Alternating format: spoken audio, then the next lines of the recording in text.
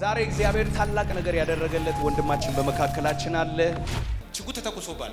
አዎ። እንዴት አመለጥክ ንገራቸው። በዚህ ነው ያመለጥኩ።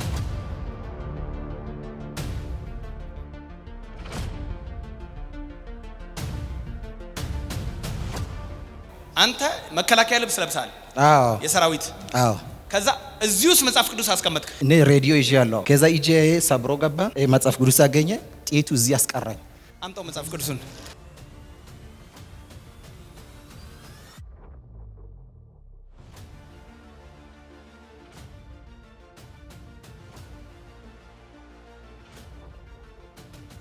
ጥይቱ በስቶት ነው መጽሐፍ ቅዱሱን የገባው።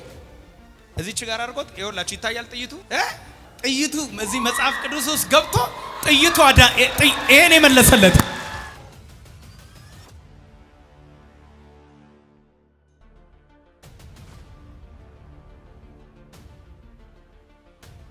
ይሄ ምድረ በዳ ላይ የሚሞት ነበር። ይኸው መጽሐፍ ቅዱሷን አይለቅም። አንተ አሁንም እዚህ ነው ይዟል።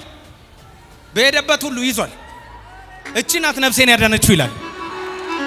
ይከፍትና ይጽናናል ቃሉን ከዛ ይከተል።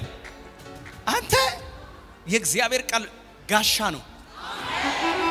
ይሄ ነው የኔ ጌታ፣ ይሄ ነው አምላኬ የምለው፣ ይሄ ነው ደግ ቸር ያልኩት እግዚአብሔርን የወደድኩት። ወይ ይሄ ነው የኔ ጌታ፣ ይሄ ነው አምላኬ የምለው፣ ይሄ ነው በጌታ በኢየሱስ ስም። ዳግም በኢትዮጵያ ላይ ጦርነት አይሁን። 70 ዓመት አለቀ በለው ከጎን ያለው ሰው በቃ